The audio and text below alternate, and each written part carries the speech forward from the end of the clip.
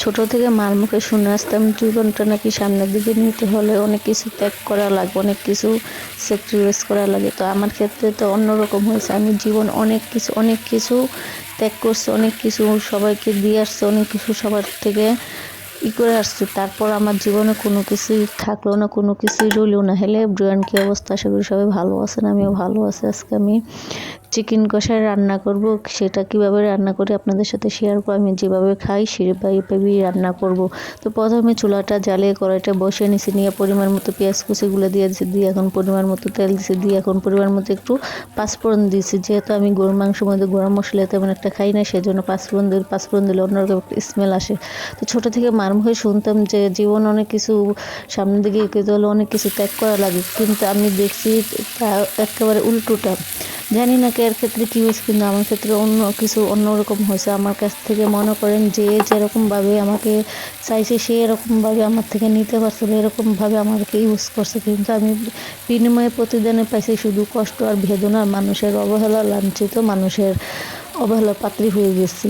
কিন্তু জানি না আল্লাহ কেন আমার সাথে বারবার এরকমটাই করে। আমি কখনো কারো কোনো ক্ষতি চাই না, আমি নিজে কষ্ট থাকবো, কিন্তু অন্য যাতে কষ্ট না থাকে আমি সেটাই সবসময় চেষ্টা করছি। আমার রাগ বেশি, কিন্তু আমার ভিতরে অনেক মায়া, অনেক ভালোবাসা কাজও করে বেশি। আমি অল্প কিছুতেই মানুষের কষ্টতেই নিজে কষ্ট পাই।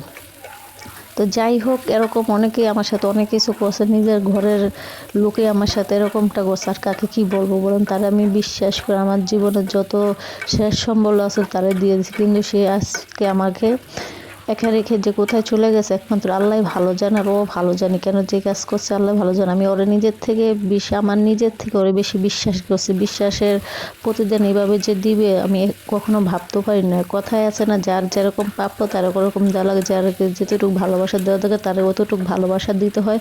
তার থেকে বেশি দিলে কি হয়, মাথায় উঠে নাইসে যায়। কিন্তু আমি কখনো বুঝতে পারি না সে যে আমার সাথে এরকম করবে।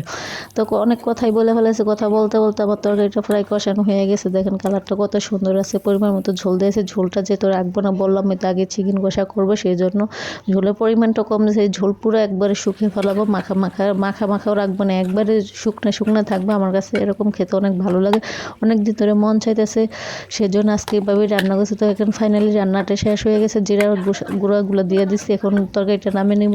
আজকের ভিডিওটা কেমন হয়েছে অবশ্যই কমেন্টস করে জানাবেন। আর যদি আমার ভিডিওটা ভালো লাগে অবশ্যই একটু শেয়ার করে দিবেন। আপনাদের একটা শেয়ারে আমি একটু সামনের দিকে আস্তে আস্তে এগোতে পারবো। তো পরবর্তী আর একটা নতুন ভিডিও নিয়ে চলে আসবো। আজকের ভিডিওটা এই পর্যন্তই। আল্লাহ হাফেজ। দেখেন কালারটা কত সুন্দর, তাই না? খুবই ভালো লাগছে, এত মজা হয়েছে তরকারিটা যা বলার বাহিরে। তো যার খেতে মন চায় অবশ্যই আমার বাসায় চলে আসবেন। আমার বাসা ঢাকায়, সবার দাওয়াত রইল। আজকে এই পর্যন্তই। আল্লাহ হাফেজ।